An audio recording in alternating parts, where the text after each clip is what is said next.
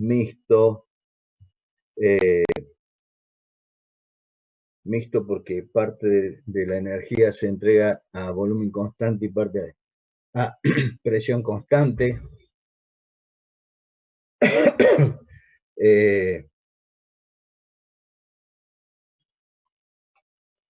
Y tiene algunos otros nombres que en realidad a los motores llamamos diésel.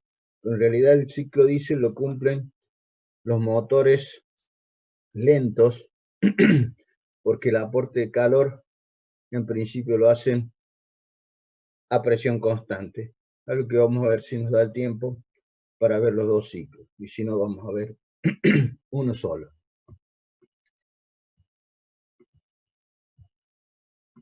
Vamos a compartir, ya grabo.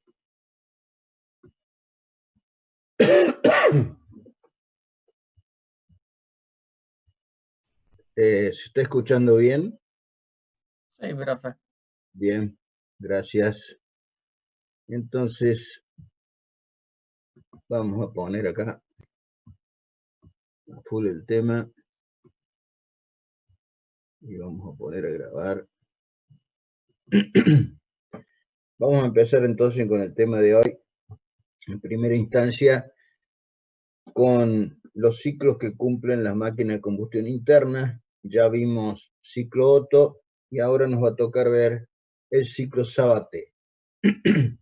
También se lo conoce como diésel rápido, como ciclo mixto, por las condiciones que ya vamos a ver en las que se desarrolla un ciclo de este tipo de máquinas. Por supuesto, lo vamos a ver termodinámicamente y después, como vimos en el caso real de un ciclo Otto, para este caso es similar, o sea, la deformación del ciclo es similar. Porque necesitamos tiempo para la combustión, a pesar de que ya vamos a ver cómo se realiza esta combustión, y tiempos para la apertura y cierre de válvulas igual que en el ciclo Otto.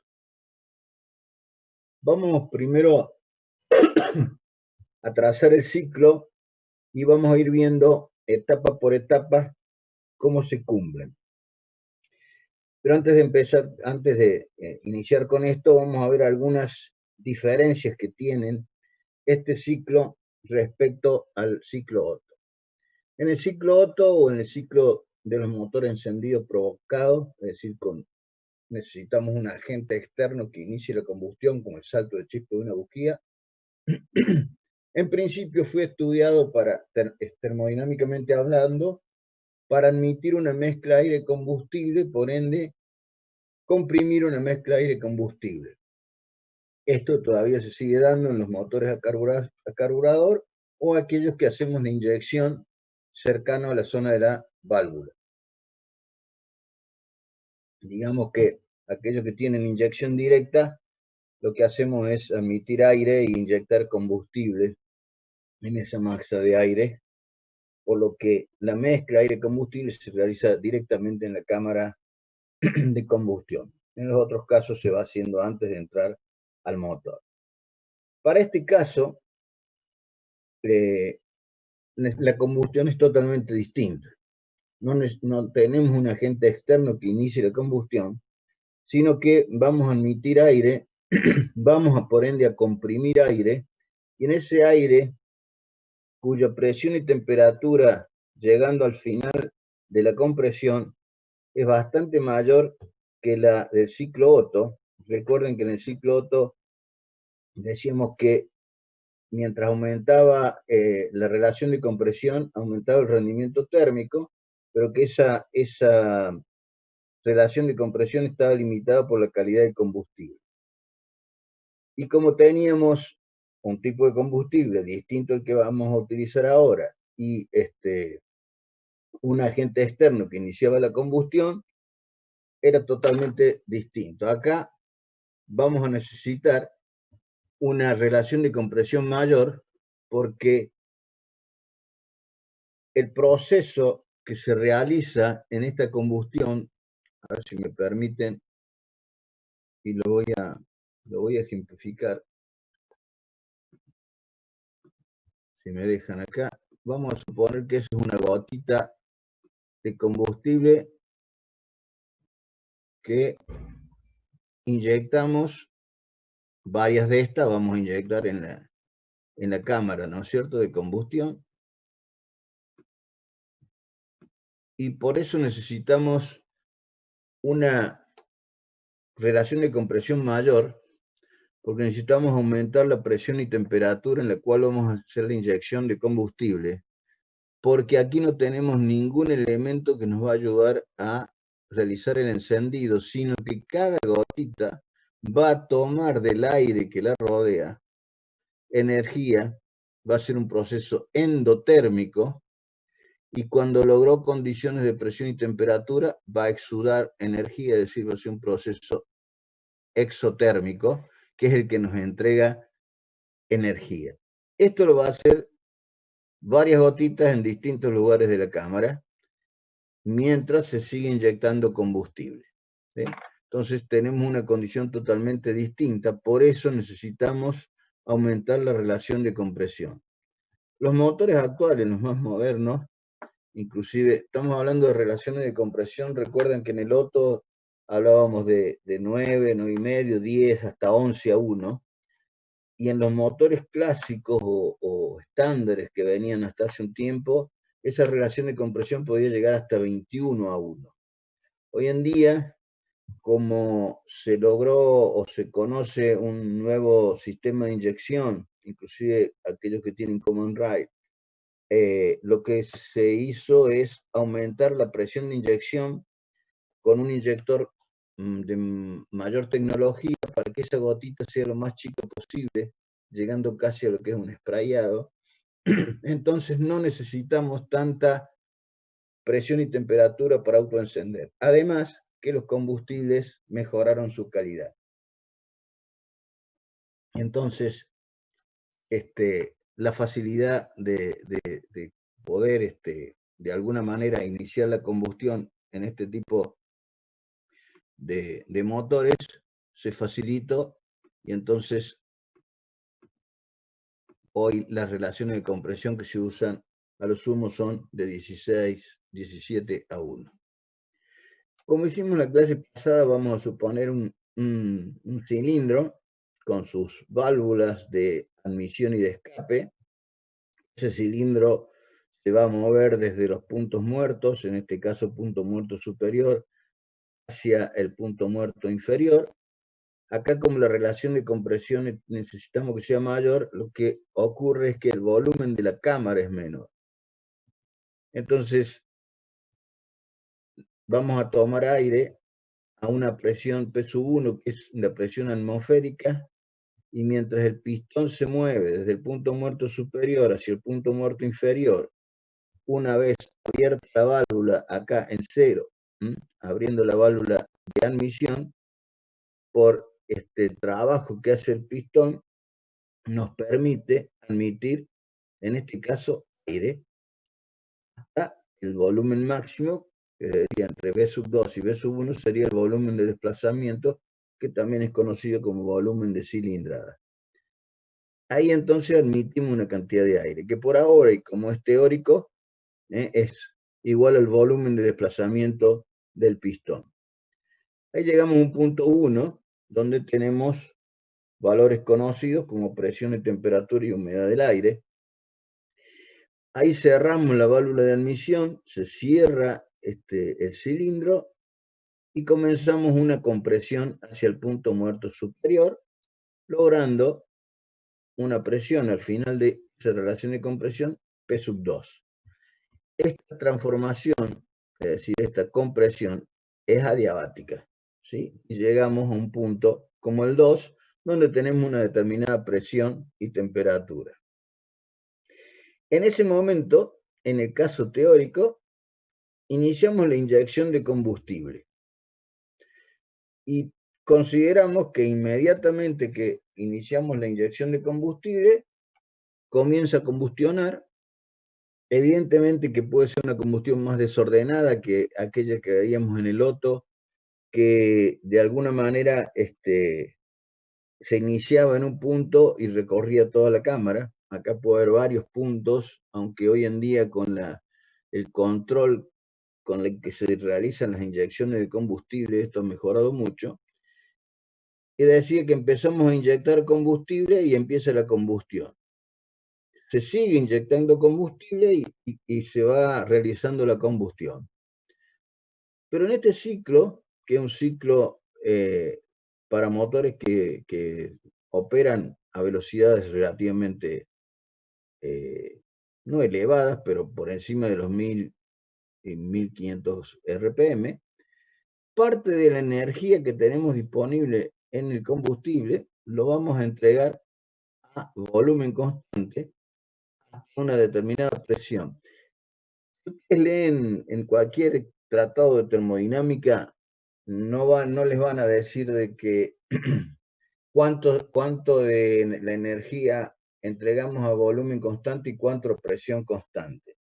Pero eso arma como una especie de indeterminación. Entonces lo que se hace, y en función de no pasar presiones muy elevadas que redundan en cargas mecánicas mayores, lo que se suele hacer para levantar esa especie de indeterminación es fijar una presión máxima y entonces en función de la presión que logremos al final de la compresión y donde empezamos a inyectar combustible y por ende la combustión de ese combustible, entregamos parte del calor disponible a volumen constante, es decir, que tendríamos una compresión a volumen constante y vamos a llamar esa cantidad de energía que entregamos a volumen constante Q sub 1.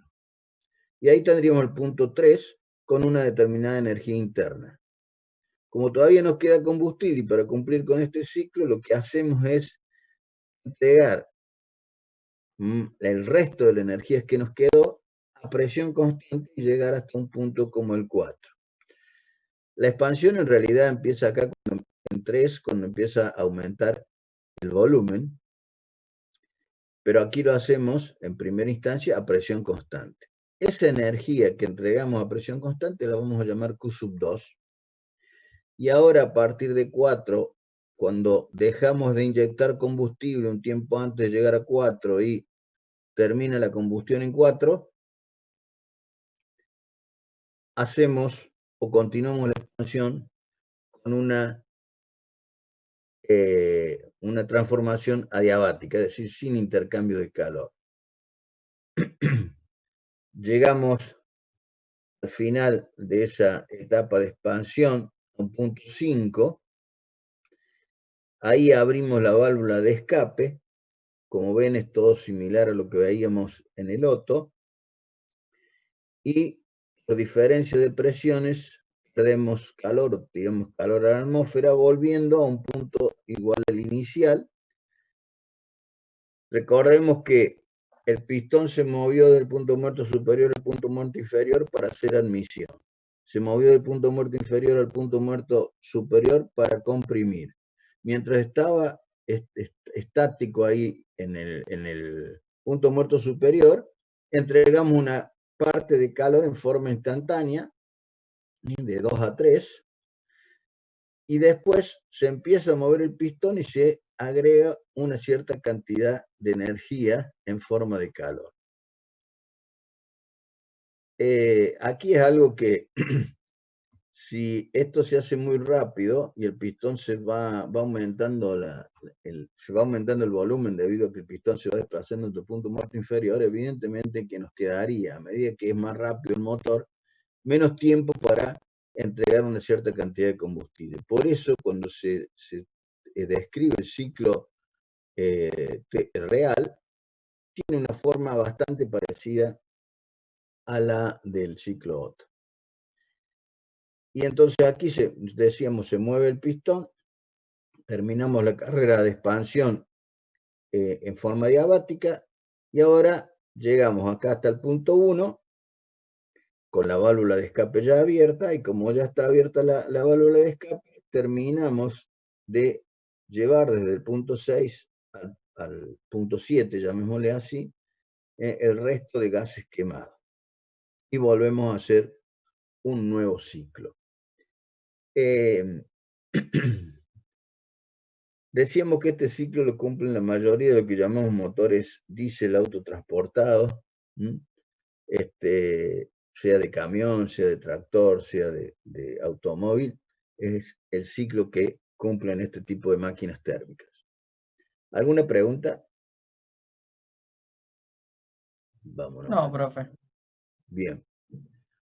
Sí que no es por ahí de mucho interés para ustedes como ingenieros eléctricos, pero bueno, por ahí les toca trabajar en alguna generación de energía con alguno de estos tipos de motores, que hay plantas que usan, por ejemplo, de bombeo o para otras actividades que se generan su propia energía con motores de este tipo.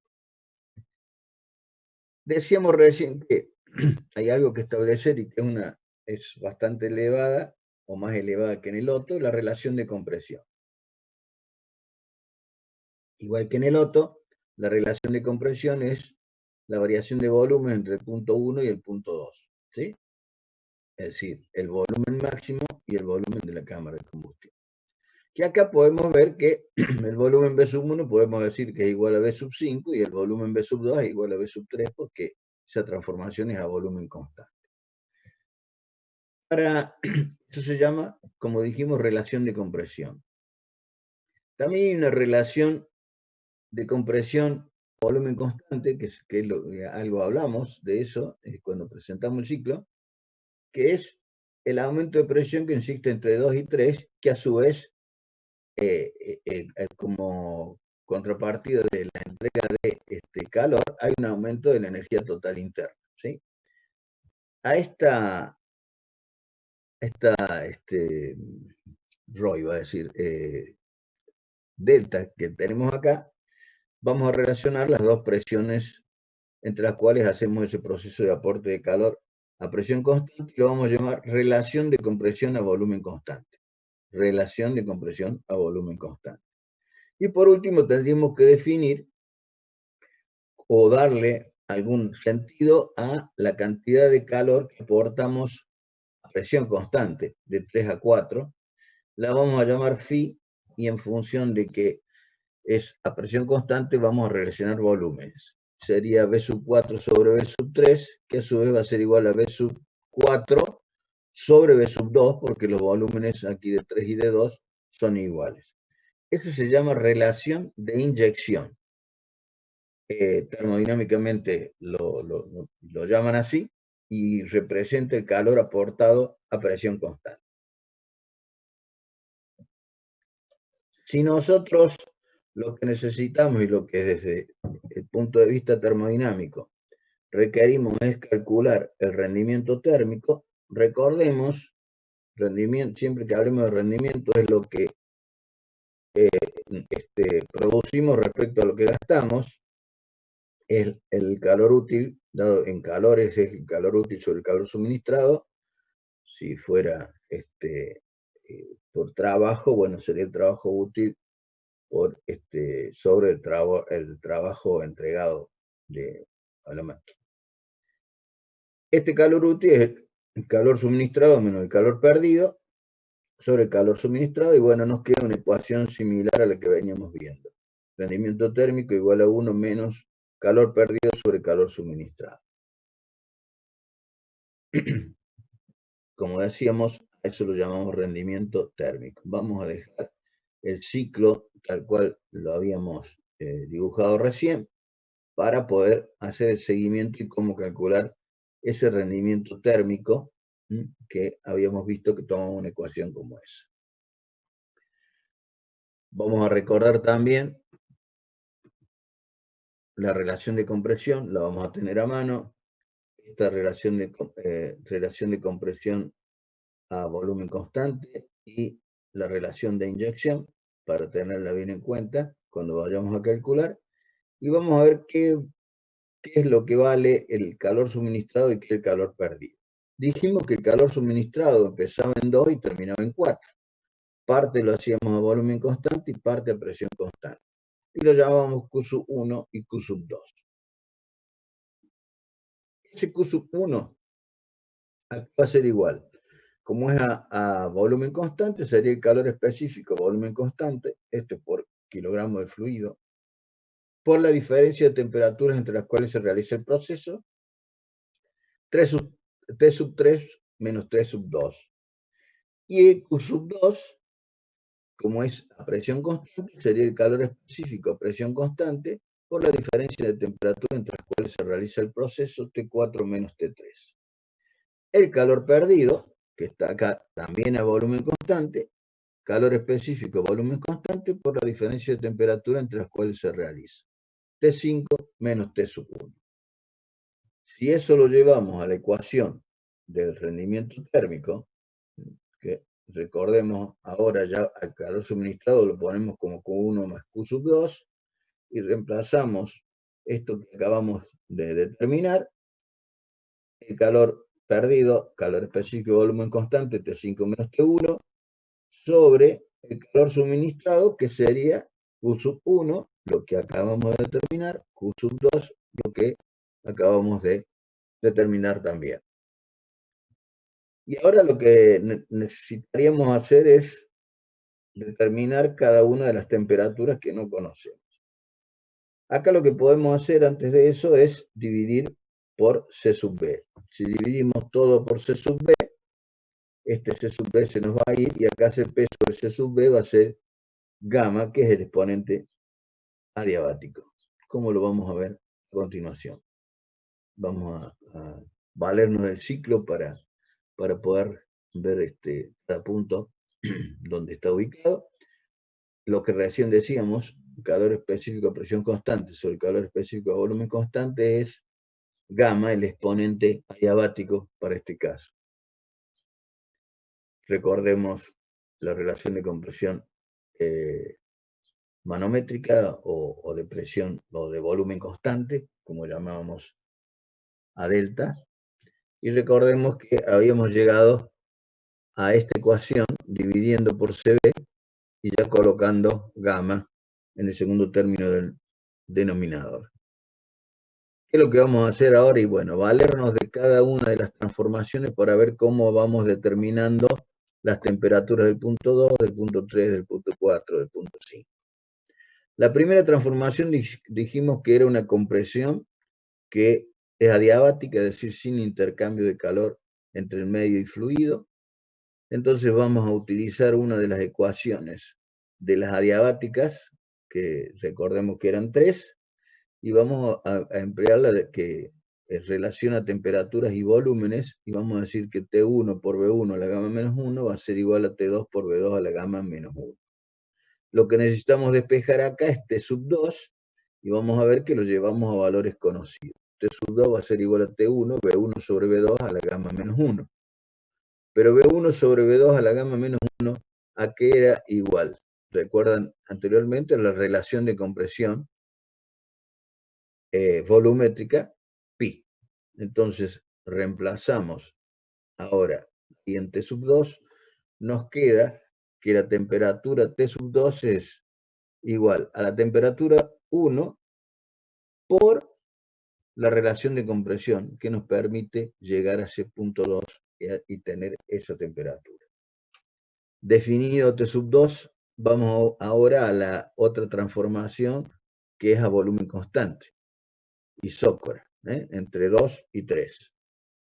Si nosotros aplicamos una de las ecuaciones de las transformaciones isócoras, podemos decir que P sub 2 sobre T sub 2 es igual a P sub 3 sobre T sub 3, y de ahí despejar T sub 3, que va a ser igual, que si T sub 3 va hacia allá, T sub 2, P3 sobre P sub 2. Ahora, P sub 3 sobre P sub 2, ¿a qué es igual? A delta. Y T sub 2, ¿a qué es igual? A T1 pi a la gamma menos 1. Entonces, T sub 3 nos va a quedar igual a T1 pi a la gamma menos 1, porque hemos reemplazado T sub 2 por delta, que es la relación de compresión a volumen constante. Hasta ahí vamos. Ya tenemos determinados dos valores. Vamos a seguir trazando el ciclo aquí para guiarnos un poco. Y vamos a recordar a qué era igual el rendimiento térmico. De aquí decíamos que ya determinamos T sub 2 y T sub 3. Vamos a determinar ahora T sub 4. Para lo cual, recordamos que ya habíamos determinado T sub 3 y recordamos la relación de inyección entre 3 y 4, que equivalía al calor aportado a presión constante, era B4 sobre B3, o lo mismo poner B4 sobre B sub 2. ¿Sí? Entonces vamos a usar ahora la transformación 3-4 unisobárica a presión constante, donde vamos a relacionar volúmenes y temperaturas. Necesitamos calcular temperatura y aquí hay una variación de volumen, presión constante. Quiere decir que vamos a utilizar para este punto es B3 sobre T sub 3, que va a ser igual a B4 sobre T sub 4. Lo que necesitamos calcular es T sub 4, y ahí de esa ecuación es igual a T sub 3 por B sub 4 sobre B sub 3. Y recordamos que T sub 3 era igual a T1 pi a la gamma menos 1 delta.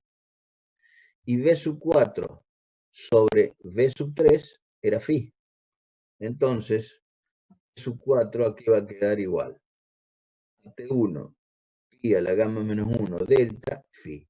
Fíjense que vamos llevando tratamos de que a todas las temperaturas llevarlo a valores que pueden ser datos o conocidos. Datos o conocidos. Ya tenemos entonces T sub 1, bueno, es dato. T sub 2, T sub 3 y T sub 4. Vamos ahora a la expansión adiabática entre 4 y 5 y vamos a determinar el valor de la temperatura en el punto 5. Acá vamos a tener que jugar un poco matemáticamente también, y si empleamos la ecuación de las adiabáticas que relaciona temperaturas con volúmenes, vamos a decir que T4 por B4 a la gamma menos 1 igual a T5 por B5 a la gamma menos 1, similar a lo que hicimos para determinar la temperatura 2, nada más que con otros subíndices.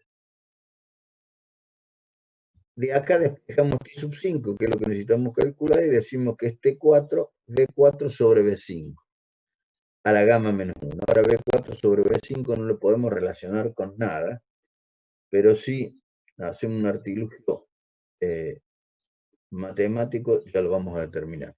Primero, T sub 4 dijimos que era T1 pi a la gamma menos 1 delta phi. Aquí lo tenemos puesto. B sub 4 sobre B sub 5 a la gamma menos 1.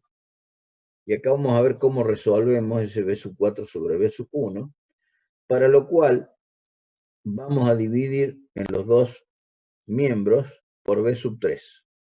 Nos va a quedar en el numerador B4 sobre B sub 3 y en el denominador B5 sobre B sub 3.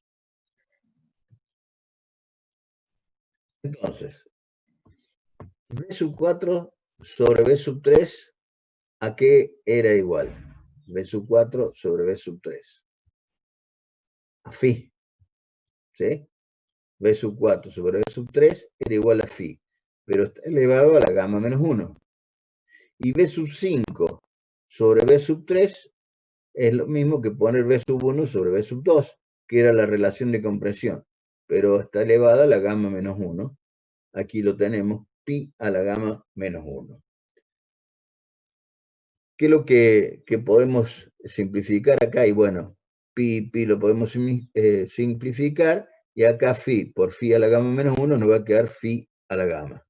Vamos a pasar a la otra hoja y vamos a ver si nos permite resolver este problema.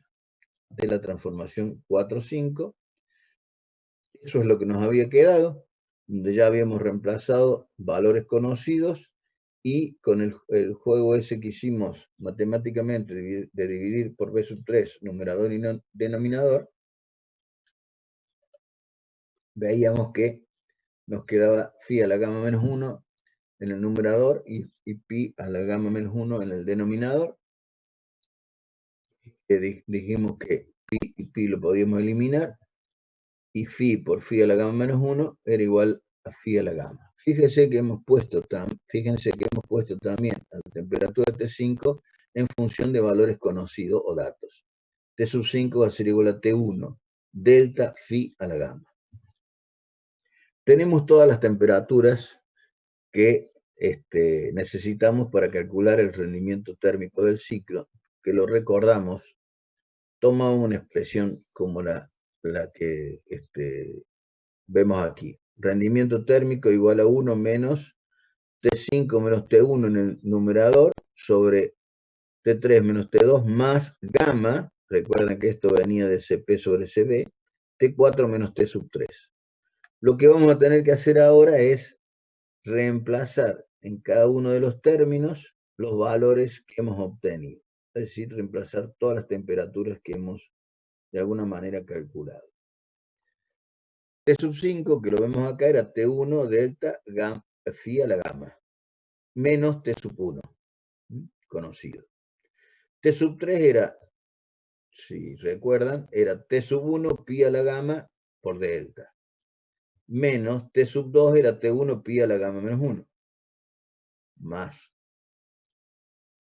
el exponente adiabático, T sub 4, lo habíamos calculado, T1 pi a la gamma menos 1 delta phi, tiene en cuenta esta relación y esta relación, todo el calor aportado, y lo que acabamos de calcular, T sub 4, y lo que habíamos determinado con esta relación de compresión a volumen constante, T sub 3 era igual a T1 pi a la gamma menos 1 delta. Vamos a ver cómo operamos con esto. Eso es lo que habíamos llegado. Y acá podemos sacar del numerador T1 como factor común, y acá podríamos sacar T1 pi a la gamma menos 1. Vamos a hacerlo por parte. Y nos va a quedar entonces en el numerador T1 por delta phi a la gamma menos 1. Está correcto. En el denominador nos va a quedar T1 pi a la gamma menos 1 phi menos 1 más gamma T sub 1 pi a la gamma menos 1 delta phi menos 1. Delta lo sacamos factor común de ahí. Vemos que tenemos T sub 1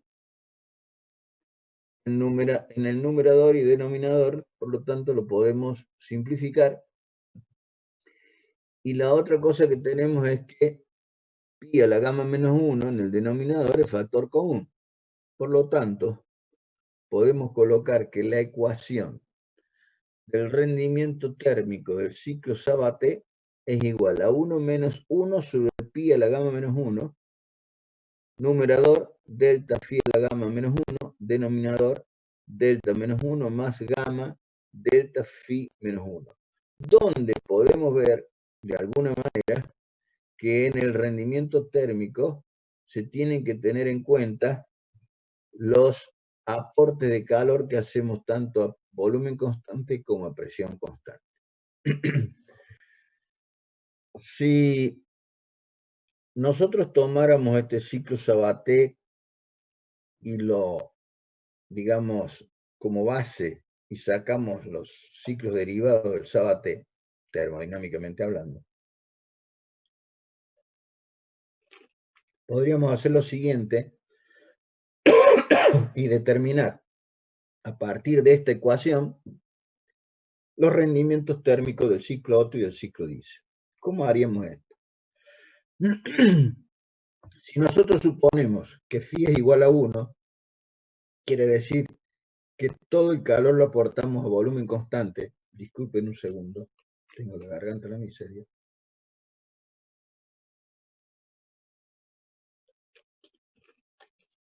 Es decir, que B sub 3 será igual a B sub 4, para que se entienda un poco más. Aquí aportaríamos todo el calor a volumen constante, es decir, que expansionaríamos desde acá. ¿Está bien? Entonces, todo el aporte de calor lo hacemos a volumen constante. Entonces, acá phi va a ser igual a 1. quiere decir que acá va a quedar cualquier 1 a cualquier exponente 1, queda phi menos 1, perdón, delta menos 1. Acá tenemos delta menos 1. Si phi vale 1, esto se hace 0, se elimina. Y nos quedaría, ¿cómo sigue? 1 menos numerador, rho menos 1, delta menos 1, perdón, sobre pi a la gamma menos 1, delta menos 1. Esos dos se pueden simplificar y nos queda el rendimiento térmico que habíamos visto en la clase anterior del ciclo Otto, que solamente tenía o estaba, se nos va a cortar en cualquier momento, nos conectamos enseguida.